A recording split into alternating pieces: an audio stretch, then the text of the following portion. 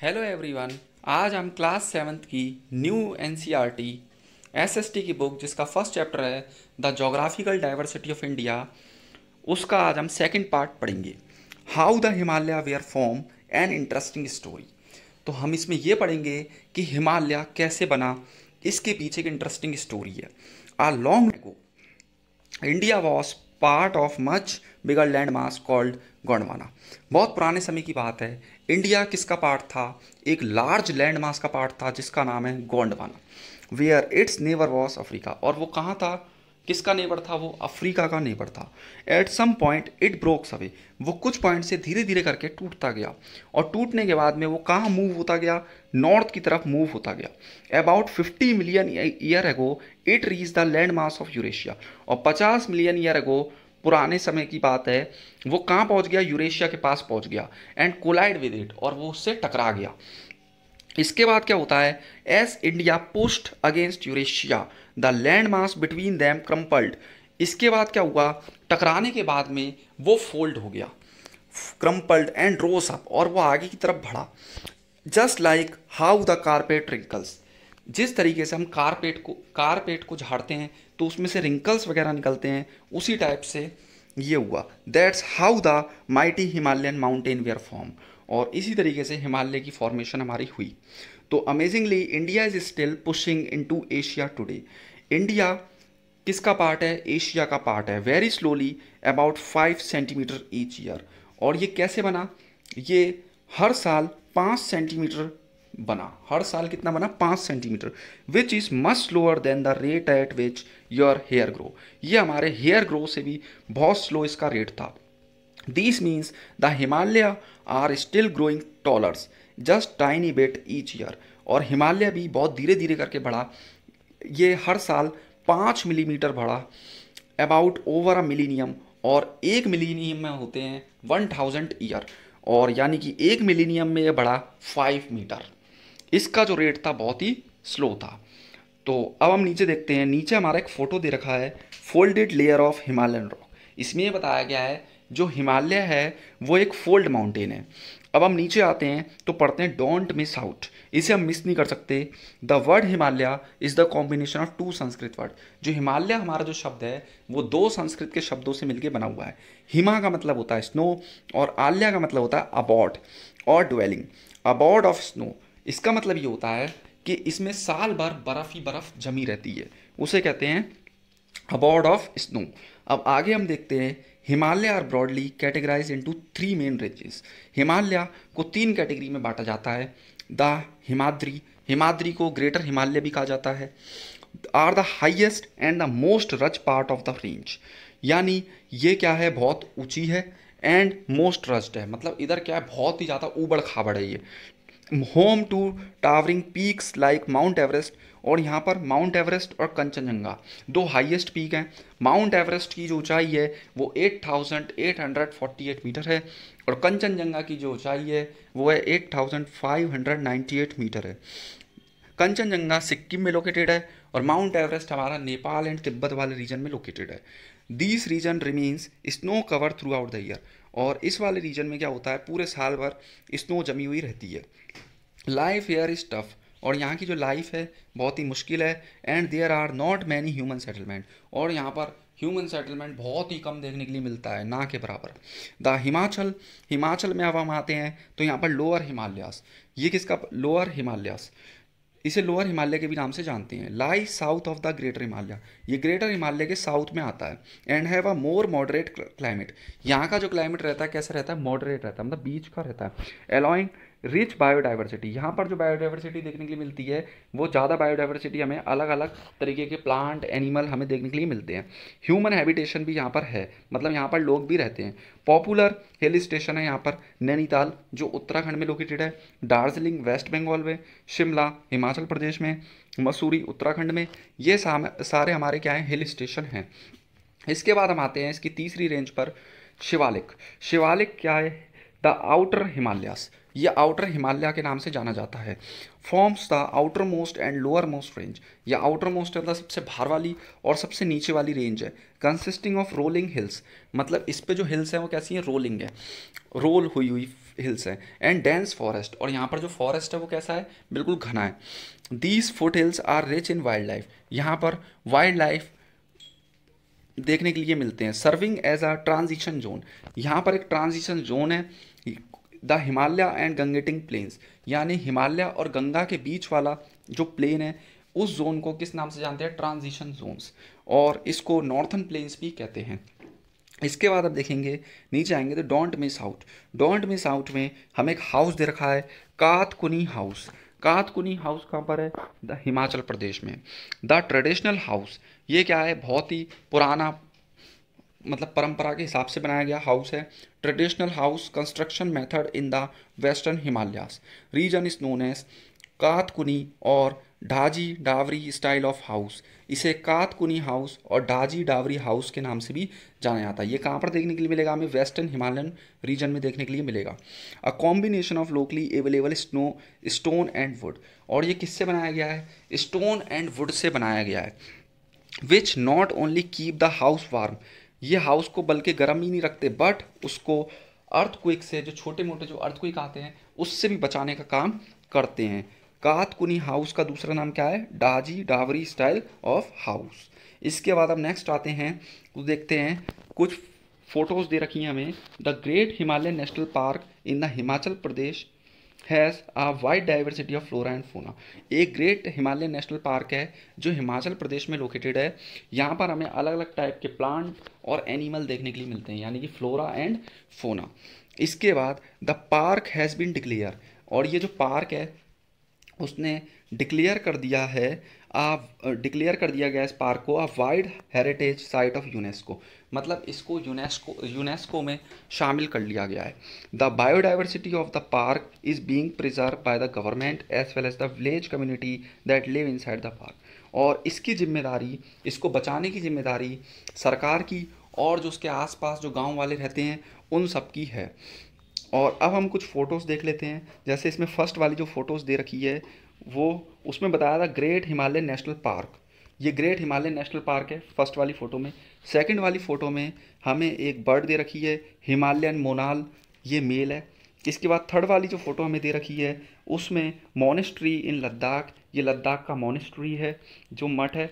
इसके बाद हम फोर्थ नंबर पे देखेंगे व्यास रिवर है, व्यास नदी है ये, जो कहाँ पर है, हिमाचल प्रदेश में।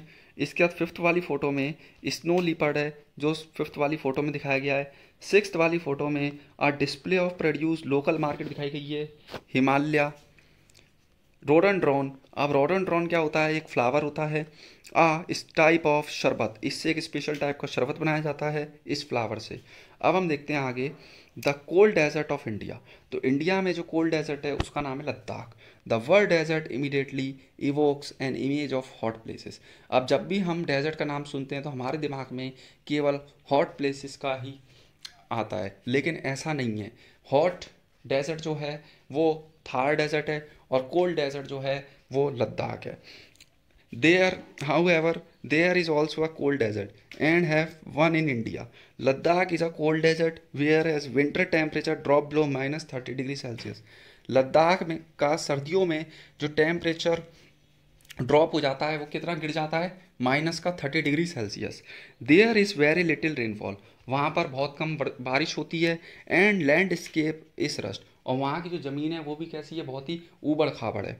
विद रॉकी टेराइन, वहाँ पर क्या है, बहुत बड़ी बड़ी चट्टानें हैं, डीप वैली हैं, गहरी घाटियाँ हैं। एंड लेक्स सच एस, वहाँ पर एक लेक है जो फेमस लेक है उसका नाम है पेंगोंग टीएसओ। टीएसओ का मतलब होता है लेक, झील कहते हैं इसे, पेंगोंग झील। The terrain here resemble that the of moon, मतलब जब टेराइन जब पूरी तरीके से इकट्ठा हो जाता है तो वो किसकी तरह होता है, मून की तरह। हैंस इट इज़, इसलिए इसे मून लैंड भी कहा जाता है। Geologist explain the formation of this terrain S V earlier, तो जियोलॉजिस्ट ने इसके बारे में बताया था कि किस तरीके से फॉर्म हुआ था। By the fact that the mountain were folded, mountain किस तरीके से फोल्ड हुआ, when the Indian land mass collide with the Eurasia, जब इंडिया का लैंड मास किससे जाके टकराया था, यूरेशिया से। और इंडिया के लैंड मास का नाम क्या है, गोंडवाना, यानी कि गोंडवाना किससे टकराया था, यूरेशिया से। तो किसकी क्या फॉर्म हुआ था, हिमालयन माउंटेन हमारा फॉर्म हुआ था। This folded portion was the part of N ocean, ये जो फोल्डेड पोर्शन था ये किसका पार्ट था, ocean. And so the rocks in this area, और जो जो उस एरिया में जो रॉक्स मतलब जो चट्टाने थी, are made largely of sand and clay, वो किसकी बनी हुई थी, सैंड और क्ले की बनी हुई थी। Wind and rains have eroded, जब वहाँ पर हवाएं चली और रेन्स चली तो वो चट्टाने क्या हो गई, इरोडेड हो गई, मतलब अपनी जगह से हट गई। The mountains into the shape you see the photograph, और ये हमें फोटोग्राफ के अंदर ये माउंटेन हमें दिखाया गया है। इसके बाद हम देखेंगे आगे, तो despite the harsh condition of Ladakh, तो वहाँ पे कैसी कंडीशन होती है, is home to unique wildlife, वहाँ पर कौन से एनिमल पाए जाते हैं, जैसे snow leopard, ibex, Tibetan antelope, ये सब एनिमल वहाँ पे मिलते हैं। The Ladakhi people lead a simple life, वहाँ के लद्दाख के लोगों की जो लाइफ होती है कैसी होती है, simple. The region is known for its ancient monastery, वहाँ पर जो मोनेस्ट्री हमें मिली है वो बहुत ही पुरानी है, और वहाँ पर जो कलरफुल फेस्टिवल मनाए जाते हैं, एक का नाम है लोसार और दूसरे का नाम है हेमिस फेस्टिवल। इसके बाद हम फोटोज़ जो इसमें थी उसको देख लेते हैं। तो इसमें जो फोटो दे रखी, yak are very important for the lives of people in the Himalayas, मतलब जो लोग हिमालय वाले रीजन में रहते हैं उनके लिए सबसे इंपॉर्टेंट एनिमल कौन सा है, यहाँ पर याक है। दे आर रियर, वो उसको क्यों पालते हैं, मिल्क, इससे मिल्क मिलता है उन्हें, मीट, वुल, डंक, इसलिए, और वो इसका ट्रांसपोर्ट में भी यूज़ करते हैं। इसके बाद दूसरी जो फोटो है वो पेंगोंग झील की है, ये कहाँ पर है, लद्दाख में। TSO का मतलब क्या होता है, lake. This lake has salty water, इस लेक का जो पानी है वो कैसा है, सॉल्टी है।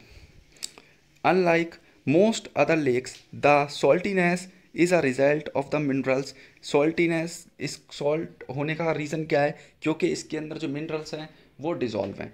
मिनरल्स कैसे डिज़ोल्व हैं, क्योंकि इसके आसपास क्या है, माउंटेन है, इस वजह से। अब हम पढ़ते हैं द गंगेटिक प्लेन्स, तो गंगेटिक प्लेन्स में गंगा के जो आसपास की जो ज़मीन है उसके बारे में पढ़ेंगे।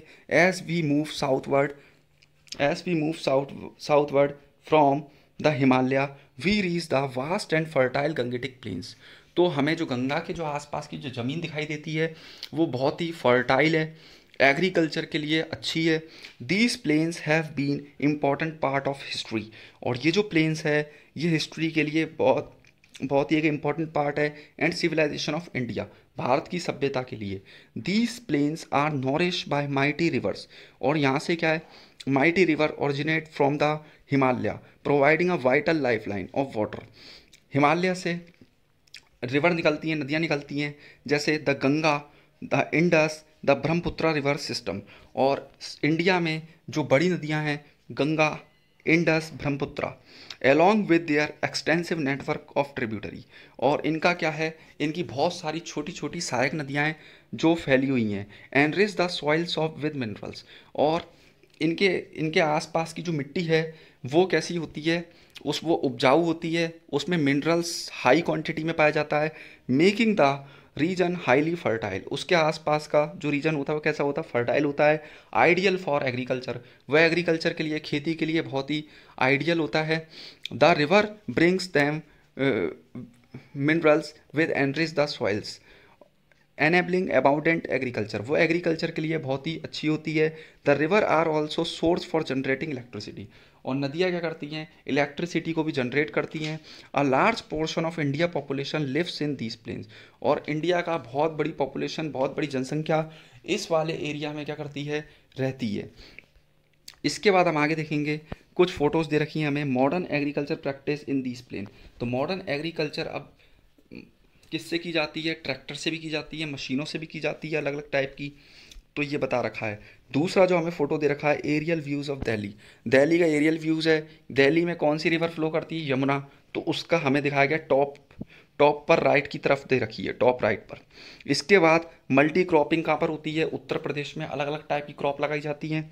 इसके बाद वेस्ट बंगाल के अंदर पैडी की खेती की जाती है, पैडी यानी कि राइस का सबसे ज़्यादा प्रोडक्शन होता है वेस्ट बंगाल में। इसके बाद हम नीचे आते हैं, the flat land of northern plain has allow for the development of elaborate transportation network. अब जो फ्लैट लैंड होता है नॉर्थन प्लेन्स का, उधर किसका नेटवर्क फैल गया है, उसका ट्रांसपोर्टेशन का। अब ट्रांसपोर्टेशन में रोड का जैसे नेटवर्क फैल गया है, railway network facility have the movement of people and goods over long distance. अब लोग क्या करते हैं, एक जगह से दूसरी जगह पे जा सकते हैं और अपनी चीज़ों को एक जगह से दूसरी जगह पर भेज सकते हैं। इसके बाद as you will see the tapestry of the past chapter, the Ganga, the Brahmaputra and the river have been used for the millennia for travel and trades. और लोग क्या करते हैं, इन नदियों का भी यूज़ करते हैं जब उन्हें एक जगह से दूसरी जगह पे जाना पड़ता है और वो उससे अपना व्यापार करते हैं। इसके बाद देखेंगे हम don't miss out, most rivers are named after the goddesses. बहुत सारी नदियों का नाम भगवानों पर रखा गया है, जैसे Ganga, Yamuna, Kaveri. The name of Brahmaputra, Brahmaputra का मतलब होता है son of Brahma. These river get bigger during summer, these river get bigger, ये क्या होता है, गर्मियों के दिनों में ये नदी बिगर हो जाती है, इंसिस ऑफ ड्राइंग अप, और ये सूखती नहीं है। कैन यू गैस वाई, ऐसा क्यों? तो उस लेट एक्सप्लोर, अब लेट एक्सप्लोर के अंदर हमें एक सैटेलाइट से ली गई फ़ोटो है किसकी, गंगेटिक प्लेन्स की। और उसके बाद जो सेकंड फोटो है उसके अंदर नॉर्थन प्लेन ग्रे लंगूर हमें दिखाया गया है, वुडन बीम जो एक लकड़ी पर बैठा हुआ है। ये Bandhavgarh national park, Bandhavgarh national park कहाँ पर लोकेटेड है, मध्य प्रदेश में। इसके बाद हमें टाइगर दिखाया गया है थर्ड फोटो में, जिसके अंदर ये दिखाया गया है प्रोजेक्ट टाइगर। प्रोजेक्ट टाइगर कब शुरू किया गया था, 1973 में। इसके बाद फोटो जो नेक्स्ट फोटो है उसमें दिखाया गया था इंडियन घड़ियाल। इंडियन घड़ियाल एडल्ट, जो एडल्ट होता है उसका साइज़ क्या होता है, 2.5 से 4.5 मीटर लॉन्ग होता है। ये एक रेप्टाइल होता है और ये भी ख़त्म होते जा रहे हैं। There is a law that prohibit harming और हंटिंग इट, और इसके लिए लॉ बनाया गया है इसको, इनको बचाने के लिए। पीकॉक, पीकॉक हमारा क्या है, नेशनल बर्ड है, हमारा नेशनल बर्ड है कौन, पीकॉक। इसके बाद जो हमारा नेक्स्ट टॉपिक होगा नेक्स्ट क्लास में, द ग्रेट इंडियन डेजर्ट और थार डेजर्ट, ये हम अपने पार्ट थर्ड में पढ़ेंगे। तो आज के लिए बस इतना ही। Thank you so much.